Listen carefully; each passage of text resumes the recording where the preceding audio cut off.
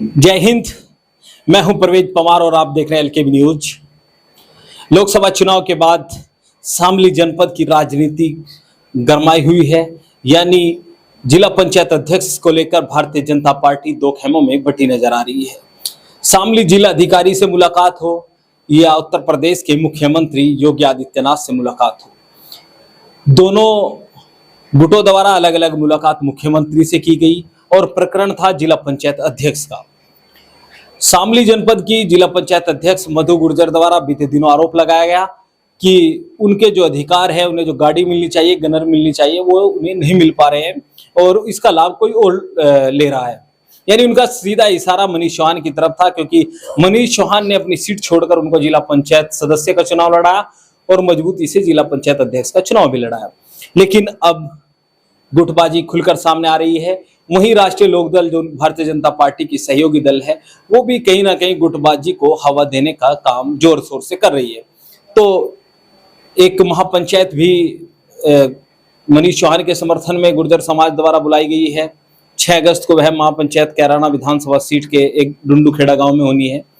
तो लोकेश सलारपुरी जी की क्या राय है, किस तरह से इस प्रकरण को देखते हैं, ये जानकारी हासिल करेंगे। सबसे पहले तो लोकेश जी, आपका स्वागत है। धन्यवाद बहुत बहुत प्रवेश भाई। पूरा प्रकरण तो आपके संज्ञान में होगा। आज तो मनीष चौहान जी सहारनपुर आए और सहारनपुर में खुली चुनौती दे के चले गए कि अगर उनके साथ इस तरह का व्यवहार किया जाएगा तो वो जवाब देने में सक्षम है। बिल्कुल, ये पूरा प्रकरण बड़ा एक तरह से कहें तो बीजेपी की राजनीति के लिए, भविष्य के लिए बहुत दुर्भाग्यपूर्ण है। जैसे अभी आपने बताया कि गुटबाजी नहीं थी भाजपा में, लेकिन अब गुटबाजी हर जगह चरम पे है। तो मुझे नहीं लगता कि प्रदीप जी ने उस पूरे मैटर में दखल देना चाहिए था। मैं इस बात को शुरू से कह रहा हूँ, क्योंकि प्रदीप इतने छोटे कद के नेता नहीं थे, ना अभी भी हैं, कि वो एक जिला पंचायत के मैटर में खुद पर्सनल पार्टी बन के वहां जाए डीएम के यहाँ। अगर करना ही था तो पीछे से बहुत चीजें होती हैं, पीछे बैक देते जो विरोधी थे मनीष के, लेकिन खुद डीएम के यहाँ जाकर उन्होंने अपनी मुट्ठी खोली है। क्या रिजल्ट होगा मुझे नहीं पता, प्रदीप की जीत होगी या मनीष की जीत होगी तो भविष्य गर्व है, लेकिन प्रदीप जी ने की राजनीतिक कच्चापन दिखाया है। जिला पंचायत अध्यक्ष प्रकरण में तो कहीं ना कहीं प्रदीप चौधरी मनीष चौहान पर हावी नजर आ रहे हैं, लेकिन आपने कहा कि उन्हें मुट्ठी नहीं खोलनी चाहिए थी। लेकिन जिस तरह से लोकसभा चुनाव में मनीष चौहान के समर्थकों द्वारा भी तो प्रदीप चौधरी का विरोध किया गया। नहीं, समर्थकों द्वारा क्या, मनीष चौहान टिकट के लिए थे, वहां से विरोध का मोर्चा खुला है। लेकिन ये तो कल आप मुझे भी कह सकते हैं, मनीष चौहान ने तो टिकट के आसपास मोर्चा खोला था। हम तो सितंबर 23 से कर दे इस बात को कि प्रदीप चौधरी चुनाव में कमजोर है। बार बार आपके सामने कई बार बात हुई, आपने भी इंटरव्यू की, तो क्या हम विरोध में थे क्या, या हमारी वजह से चुनाव हार गए क्या? अकेले मनीष की वजह से चुनाव नहीं आ रहे हैं प्रदीप जी चुनाव तो और बहुत सारी वजह है। और अगर यही वजह है कि मनीष ने हरवा दिया, तो फिर नकुड़ में आप मुकेश चौधरी को क्या कहेंगे? गंगो विधानसभा से बड़ी हारी नकुड़ में हुई है 34,000 से। देखिए, नकुड़ के दो चीजें, जब ये सांसद बने थे तब वहां से हार के आए थे, लेकिन मुकेश वहां से विधायक बन के आया, फिर मुकेश वहां से विधायक बनकर इस बार फिर आप नकुड़ से हार के आए हैं। आप गंगो पे आ जाओ। कुछ दिन पहले ही चुनाव हुए थे 2022 में, किरत चौधरी 25-26 हजार वोट से गंगो से जीत के आए थे।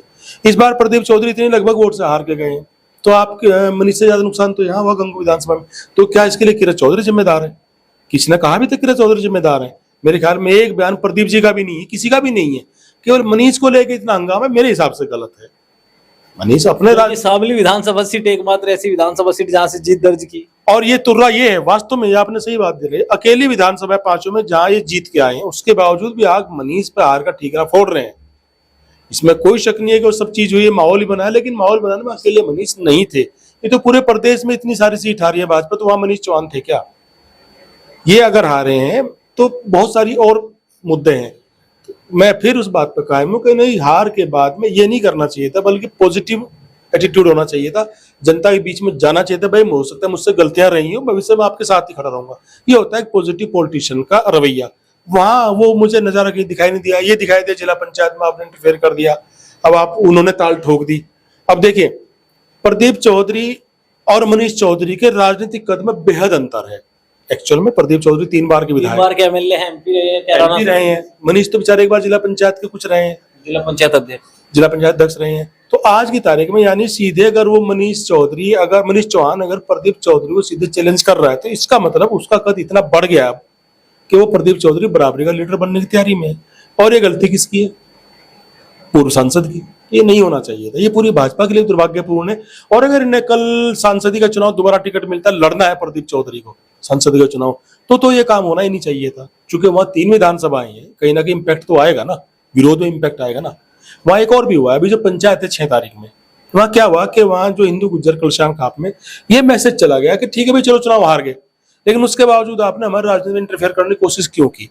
क्योंकि ये बात सर्वविदित है, सत्य है कि मनीष चौहान ने अपनी सीट दी थी मधु गुज्जर को, खर्च खुद किया था, उनकी तो स्थिति नहीं थी, जितवाया, चेयरमैन बनवाया। तो ये मानते हैं वहां की जनता कि जिस आदमी ने इतना किया है आप इसमें इंटरफेयर क्यों कर रहे हैं? तो वहां मनीष को लेके एक अजीब सिंपैथी बड़ी तेजी में पनपी है, जिसका कल नुकसान प्रदीप चौधरी का 100% होगा। यानी अब आप मानते हैं कि बदले सियासी समीकरणों में मनीष चौहान को लाभ मिला है? बेशक लाभ मिला। ये जिला पंचायत क्या होगा मुझे नहीं पता, हो सकता है वो हार जाए, हो सकता है जीत जाए, कुछ नहीं पता है, तो भविष्य गर्म है।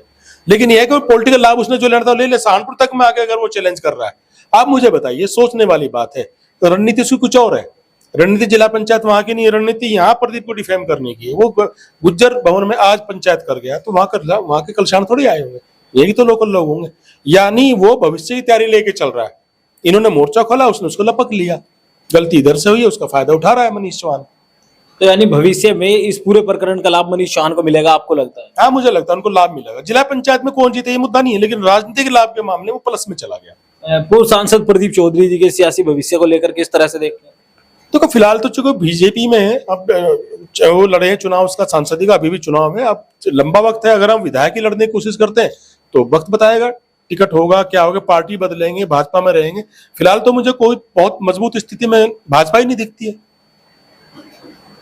6 तारीख में जो महापंचायत होने वाली है उसका क्या असर पड़ने वाला है सहारनपुर जनपद में खासकर? नहीं, उसका सहारनपुर जनपद में तो असर यही पड़ेगा ना कि जो आह्वान करके गए आज के वहां पे पहुंच रहे हैं डुंडूखेड़ा में, जाएंगे। मैं वो तो कह रहा हूँ, वो एक राजनीतिक बढ़त ले गया, अब ये इसका क्या जवाब देंगे ये देखना है। इसलिए अभी कहना कुछ जल्दबाजी होगी। उन्होंने एक चैलेंज उछाल दिया, अब उस चैलेंज को किस लेवल पे एक्सेप्ट करेंगे प्रदीप चौधरी, ये भविष्य में पता लगेगा। प्रसन्न चौधरी जी के सियासी जो उनका भी इंटरफेयर बड़ा रहा है, बड़ी चर्चाओं में है प्रसन्न चौधरी जी भी, उसको लेकर क्या कहेंगे? अगर सच पूछे सबसे ज्यादा नुकसान में प्रसन्न चौधरी जाने वाले हैं। क्योंकि देखो शामली विधानसभा की स्थिति है कि बीजेपी के टिकट पर बगैर मनीष चौहान की समर्थन के विधायक बनना आसान नहीं है, क्योंकि कांदला ब्लॉक में बड़ी संख्या में गुर्जर मतदाता है और एक बिल्कुल वो एक छतराज है मनीष का, जो 20-22 गांव में काफी लंबा चौड़ा 20-25 हजार वोट है मेरे ख्याल से, वो जहां तक मेरी जानकारी है, तो 25-30 हजार वोट बड़ा इंपैक्ट डालते हैं। तो इनकी मर्जी के बगैर वहां विधायक कैसे बन जाएगा प्रसन्न चौधरी? प्रसन्न चौधरी बुरी तरह फंसे, वो बेचारे ना इधर के ना उधर के, वो कुछ बोल भी नहीं सकते। सब सहयोगी दल के साथ टाई है, वो तो बुरी तरह फंसे हुए हैं। इस पूरे प्रकरण में सबसे ज्यादा नुकसान में प्रसन्न चौधरी जा रहे हैं, उनकी तो स्थिति अजीब बन गई। तो शामली जिला पंचायत अध्यक्ष प्रकरण को लेकर लोकेश सलारपुरी जी को आपने सुना। आगे की अपडेट के लिए बने रहिए एलकेबी न्यूज के साथ। चैनल अगर आपने अभी तक सब्सक्राइब नहीं किया तो चैनल को जरूर सब्सक्राइब कर ले। वीडियो फेसबुक पेज पर देख रहे हैं तो हमारा फेसबुक पेज फॉलो करें। जय हिंद।